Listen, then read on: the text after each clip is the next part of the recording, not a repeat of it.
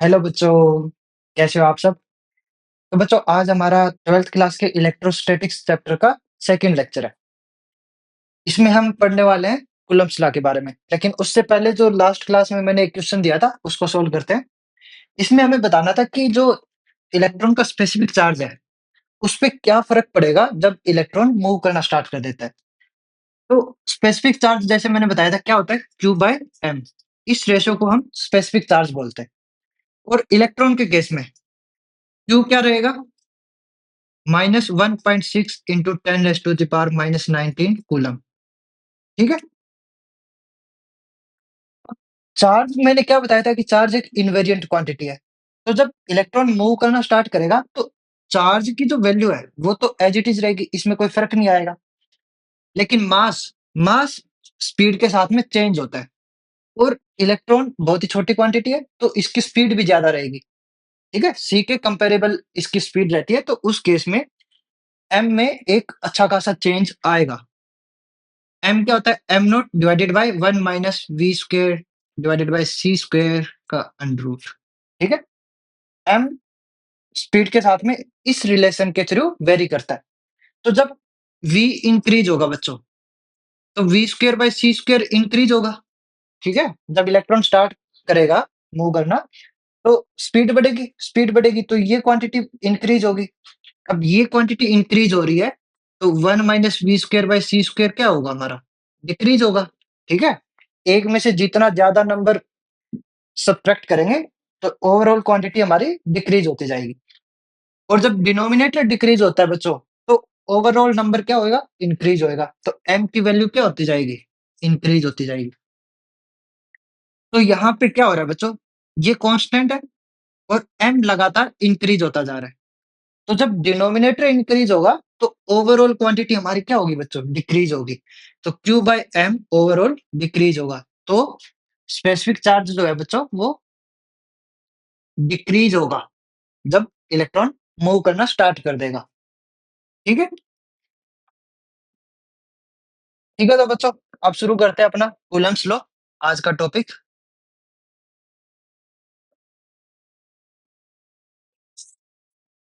Coulomb ने बताया था बच्चों कि जब दो चार्जेज हो हमारे पास, उनके बीच में आपस में जो इंटरेक्शन होगी, ठीक है, जो वो दोनों एक दूसरे पे फोर्स लगाएंगे, वो हम कैसे फाइंड आउट कर सकते हैं? उसके लिए इन्होंने एक एम्पिरिकल फॉर्मूला दिया था।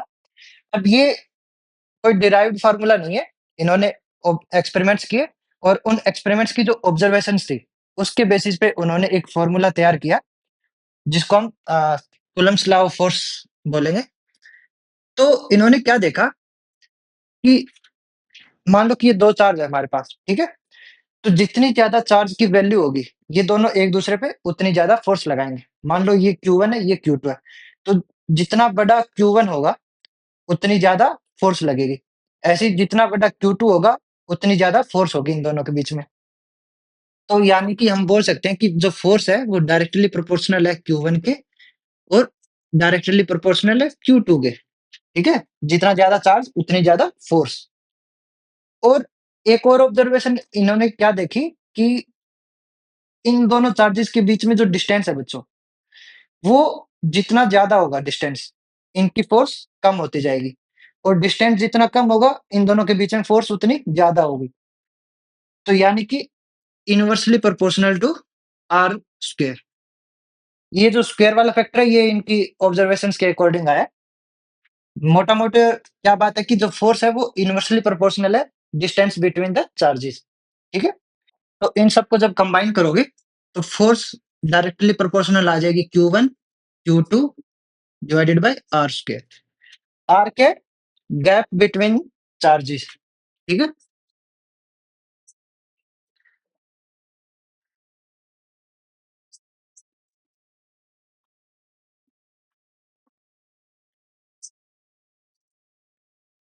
तो इन दोनों चार्जेस के बीच में जितना ज्यादा गैप होगा, इन दोनों के बीच में फोर्स उतनी कम होगी। ठीक है। जब प्रोपोर्शनैलिटी को हटाते हैं बच्चों, तो एक कांस्टेंट लगाना पड़ता है हमें। ठीक है।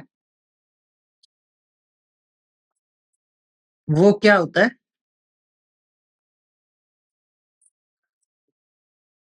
के को हम बोलेंगे कांस्टेंट ऑफ प्रोपोर्शनैलिटी।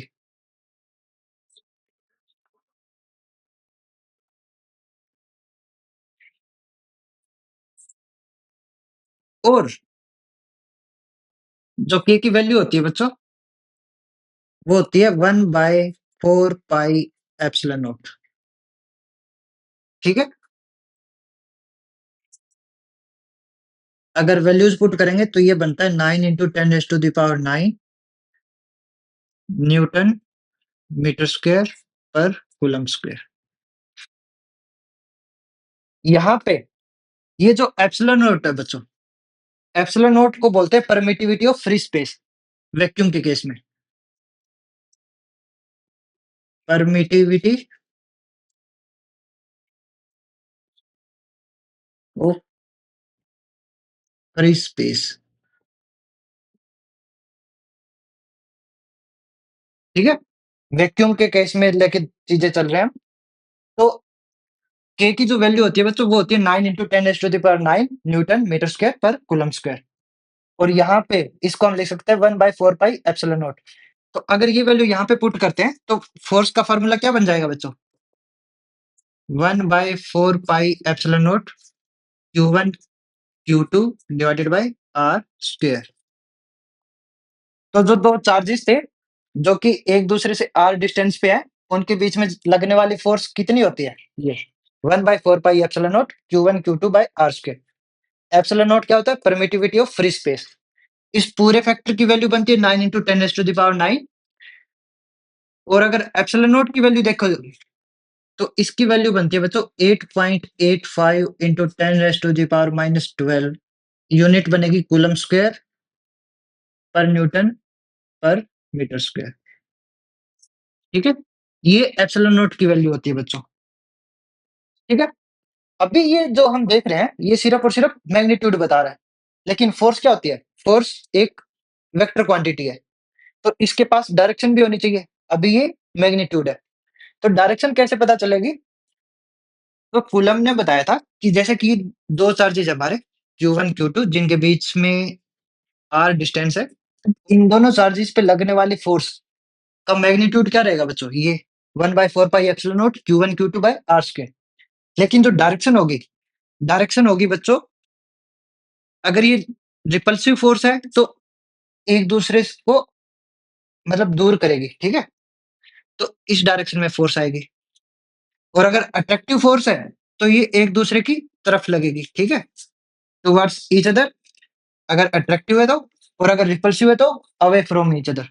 लेकिन जो दोनों चार्जेस के जो सेंटर्स हैं, इनको ज्वाइन करने वाली जो लाइन रहेगी हमारी, ठीक है, line joining both the charges, उस लाइन की डायरेक्शन में एक्ट करेगी फोर्स। ठीक है? चाहे वो अवे फ्रॉम द चार्जेस हो, चाहे वो टुवर्ड्स द चार्जेस हो, लेकिन जो फोर्स की डायरेक्शन रहेगी वो हमेशा ये जो लाइन ज्वाइनिंग देम है, इस लाइन की डायरेक्शन में इसकी डायरेक्शन रहने वाली है फोर्स की। और इसकी डायरेक्शन क्या है बच्चों? जैसे ये डिस्टेंस है r, तो इसको हम क्या लिख आर आर कैप। ठीक है? तो ये क्या बन जाएगा? R vector. ठीक है? तो जो डिस्टेंस वेक्टर की जो डायरेक्शन होगी वही डायरेक्शन हमारी क्या रहने वाली है? फोर्स की। ठीक है? तो इसकी अगर डायरेक्शन लिखनी हो तो हम इसके साथ में आर कैप अटैच कर देंगे। तो ये हो जाएगा मैग्नीट्यूड और ये बताएगी डायरेक्शन। ठीक है? R cap. इसको थोड़ा और अच्छे से लिख सकते हैं। अब अगर लाइक चार्जेस हो, लाइक चार्जेस मतलब जो दो चार्जेस जिनके बीच में फोर्स देख रहे हैं वो दोनों एक जैसे ही हो, या तो पॉजिटिव पॉजिटिव या नेगेटिव नेगेटिव, तो उस केस में फोर्स क्या बनेगी? फोर्स इज रिपल्सिव एंड जो डायरेक्शन बनेगी अवे फ्रॉम द चार्जेस।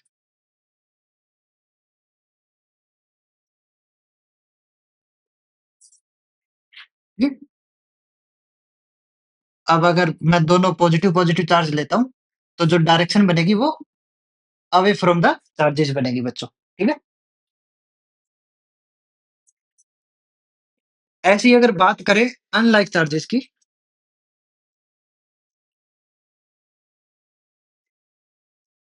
तो अनलाइक चार्जेस के भी केस में क्या हो, जैसे एक पॉजिटिव और एक नेगेटिव लिया, तो यहाँ पे जो फ़ोर्स बनेगी बच्चों, वो बनेगी अट्रैक्टिव फ़ोर्स।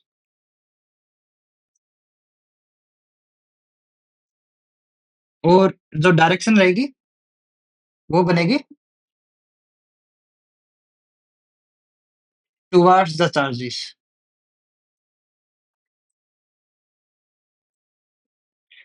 जैसे कि एक पॉजिटिव चार्ज और एक नेगेटिव चार्ज है, तो इनके बीच में जो फ़ोर्स लगेगी, वो एक-दूसरे की तरफ लगेगी, ठीक है? दोनों एक-दूसरे को अट्रैक्ट करेंगे।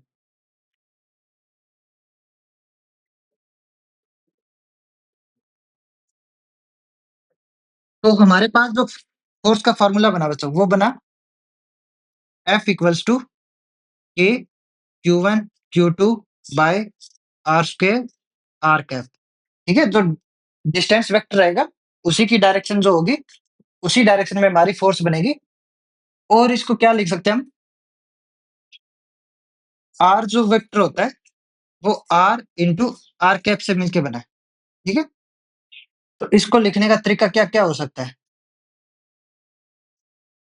K Q1 Q2 divided bye R vector का मैग्नीट्यूड, उसका square R cap. R cap को हम लिख सकते हैं R vector by R,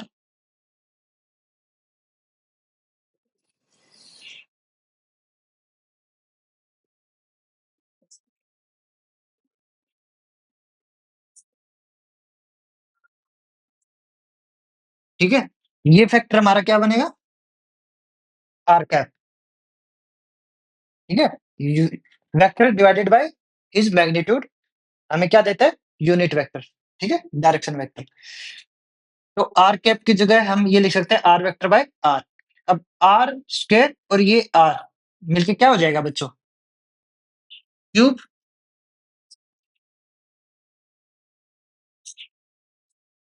R vector का क्यूब और यहाँ पे वेक्टर। तो अगर हमें डायरेक्शन वेक्टर की फॉर्म में लिखनी हो फ़ोर्स, तब तो ये बनेगा K Q1 Q2 बाय R स्क्वायर R कैप। लेकिन अगर हमें डायरेक्शन वेक्टर की जगह वेक्टर यूज़ करना, जैसे कि R वेक्टर, तब उस केस में नीचे क्यूब आ जाता है बच्चों, R क्यूब, ठीक है? याद रखना। तो फ़ोर्स के फ़ॉर्मूला फ़ोर्स के फ़ॉर्मूले क्या-क्या है? एक तो ये और एक हमारे पास ये है, ठीक है? और K की वैल्यू हम क्या पुट कर सकते हैं? 1 बाय 4 पाई एप्सिलॉन नॉट। और इस पूरे फैक्टर की वैल्यू बनेगी 9 into 10 raise to the power 9 newton meter square पर कूलम्ब स्क्वायर। एप्सिलॉन नॉट क्या होता है? परमिटिविटी ऑफ फ्री स्पेस, जिसकी वैल्यू होती है 8.85 into 10 raise to the power -12। Okay? तो ये था हमारा कूलम्ब्स लॉ। इसमें एक इम्पोर्टेंट बात क्या है कि यहाँ पे जो मैंने दिखाया है, अगर ये r डिस्टेंस पे है, तो ये वाला चार्ज इस वाले चार्ज पे F फ़ोर्स लगा रहा है। सिमिलरली ये वाला चार्ज इस चार्ज पे F फ़ोर्स लगा रहा है। तो दोनों फ़ोर्स सेम है।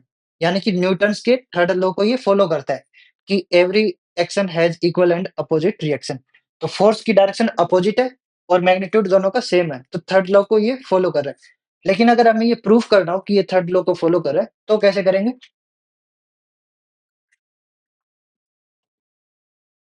मान लेते हैं कि हमारे पास 2 चार्जेज़ हैं, Q1, Q2, ठीक है?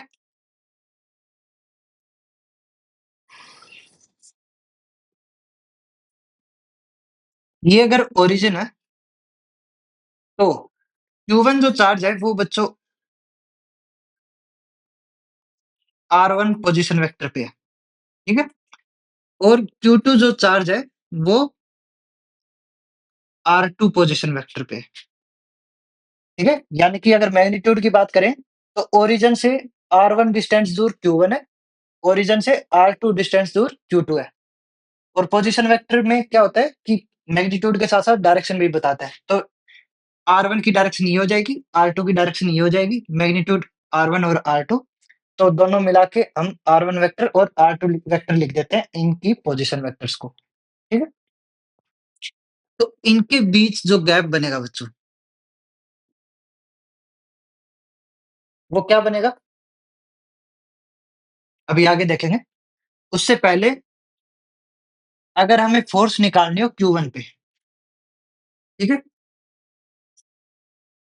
Force on Q1 first charge due to second charge, ठीक है? ऐसे ही इधर क्या बनेगा हमारा? Force on second charge due to first charge, okay?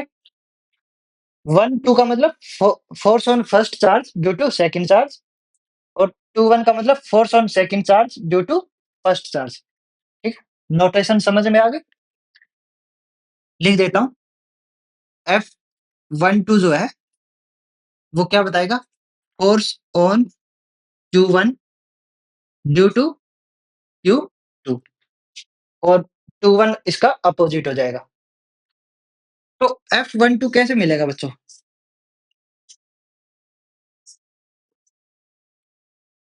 ये Q1 Q2 divided by R12 इसका क्यूब, ये था कि अगर हम यहाँ पे पोज़ीशन वेक्टर लेते हैं मतलब वेक्टर लेते हैं तो नीचे क्यूब आ जाता है मैग्नीट्यूड का, ठीक है? और ऐसे ही F21 अगर हम निकालें तो वो क्या बनेगा? K Q1 Q2 divided bye R21 इसके मैग्नीट्यूड का क्यूब R21 वेक्टर, ठीक है इतना? यहाँ पे R12 और R21 क्या है बच्चों कि Q1 और Q2 के बीच का डिस्टेंस है। अब मैग्नीट्यूड वाइज़ तो ये डिस्टेंस सेम रहेगा, R12 और R21 जैसे कि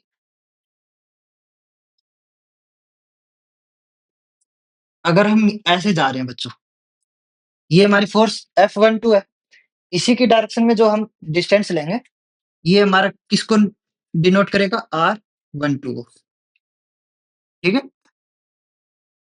और जो F21 की डायरेक्शन में जो हमारा डिस्टेंस बनेगा, वो किससे डिनोट होगा? R21 वेक्टर से, ठीक है? तो ये डायरेक्शन तो होगी R21 की और वो डायरेक्शन होगी R12 की। अब अगर मैग्नीट्यूड की बात करें बच्चों, तो R12 वेक्टर का मैग्नीट्यूड और R21 वेक्टर का मैग्नीट्यूड क्या रहेगा? सेम रहेगा। मैग्नीट्यूड क्या है? इन दोनों चार्जेस के बीच का डिस्टेंस। अब वो तो फिक्स है, चाहे यहाँ से यहाँ नापो, चाहे यहाँ से यहाँ मेज़र करो, तो वो तो सेम रहेगा। तो मैग्नीट्यूड तो हमारा क्या रहने वाला है? सेम। फ़र्क कहाँ पे आ रहा है? फ़र्क आ रहा है इन दोनों की डायरेक्शन पे। एक की डायरेक्शन उधर है, दूसरे की डायरेक्शन इधर है, ठीक है? वहाँ फ़र्क आ रहा है। तो हम क्या देख सकते हैं? हमारे पास क्या है बच्चों? एक ये ट्रायंगल बन रही है, ठीक है? इस ट्रायंगल में अगर हम ये देखें R1 वेक्टर, ठीक है? R1 वेक्टर क्या है? यहाँ से यहाँ। अब यहाँ से यहाँ इसके साथ जाएँ तो क्या बनेगा? R21 vector. ये किसके बराबर बनेगा बच्चों? R2 वेक्टर के बराबर। 11th क्लास का वेक्टर चैप्टर याद होगा। जो भी ट्रायंगल है, क्लोज़ ट्रायंगल वेक्टर फॉर्म में, तो वहाँ पे क्या बनता है कि 2 सेम डायरेक्शन में जो साइड्स होती है, उनका सम इक्वल होता है तीसरी साइड के जब वो अपोज़िट ऑर्डर में हो, ठीक है? तो यहाँ पे R1 वेक्टर फिर R21 वेक्टर दोनों का ऑर्डर क्या है? सेम है। R2 वेक्टर का ऑर्डर क्या है? इनसे अपोज़िट है। तो उस केस में R1 प्लस R21 किसके बराबर रहेगा? R2 के बराबर, ठीक है? यहाँ से हम R21 को निकाल सकते हैं। R21 वेक्टर क्या बनेगा बच्चों? R2 vector minus R1 vector, ठीक है? तो एक चीज़ तो आ गई हमारे पास। अब इस ट्रायंगल में अगर हम ऐसे जाएँ R2 वेक्टर प्लस में R12 R2 vector plus R12 vector, ठीक है? क्योंकि R2 वेक्टर जिस ऑर्डर में है, उसी ऑर्डर में R12 वेक्टर भी है। तो इन दोनों का सम हमारा किसके बराबर रहेगा? R1 वेक्टर के, ठीक है? R1 वेक्टर इनसे अपोज़िट ऑर्डर हो जाएगा। हम ऐसे जा रहे हैं R2 फिर R12 की डायरेक्शन में जा रहे हैं। लेकिन ये जो R1 वेक्टर है ये अपोज़िट डायरेक्शन में हो गया। एक ऐसे जा रहा है, एक हम ऐसे आ रहे हैं, तो अपोजिट ऑर्डर हो गया, तो इनका सम इसके बराबर रहेगा। यहाँ से हम R12 वेक्टर को निकाल सकते हैं। R12 वेक्टर क्या आ जाएगा? R1 vector minus R2 vector, ठीक है? तो अगर हम यहाँ से माइनस साइन बाहर ले लें, क्या बन जाएगा? R2 vector minus R1 vector, और R2 माइनस R1 क्या है बच्चों? R21। तो हमारे पास क्या आ गया?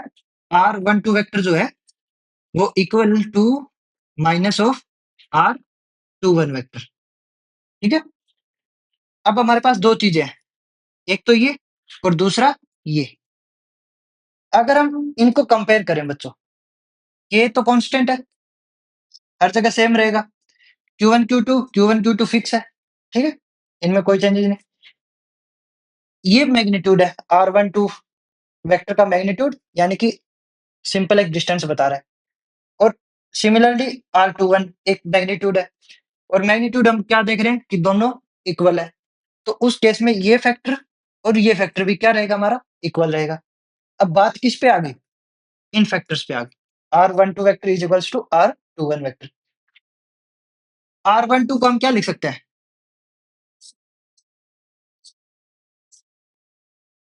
कि Q1 Q2 divided by R12 vector के मैग्नीट्यूड का क्यूब। R12 की जगह हम क्या पुट कर सकते हैं? माइनस ऑफ R21 वेक्टर, ठीक है? माइनस साइन अगर बाहर आ जाएगा तो ये क्या बनेगा? कि Q1 Q2 divided by R12 vector के मैग्नीट्यूड का क्यूब इंटू R21 वेक्टर, ठीक है? और ये चीज क्या है बच्चों? F of 21। तो हमारे पास क्या आ गया?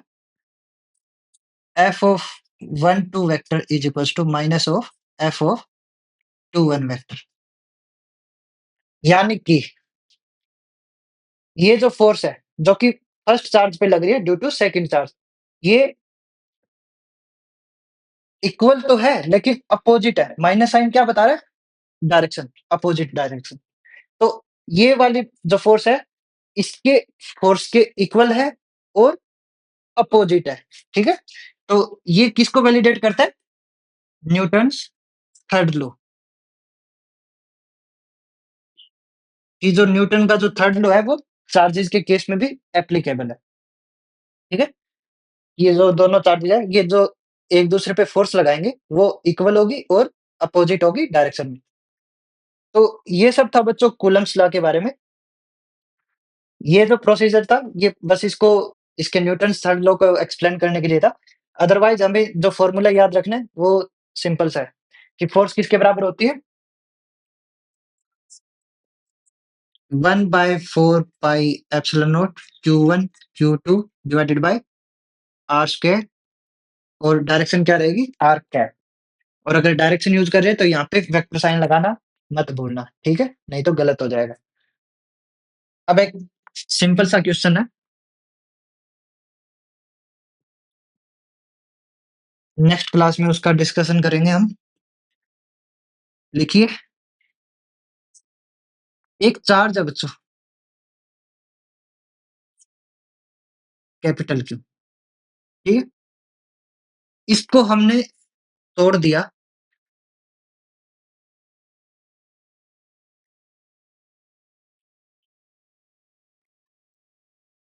Q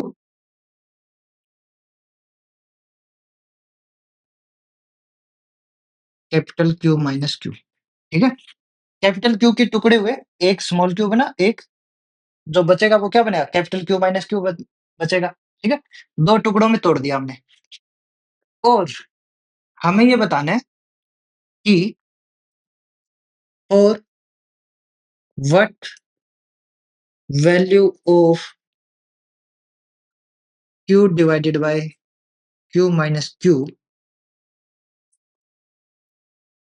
F between the charges will be maximum,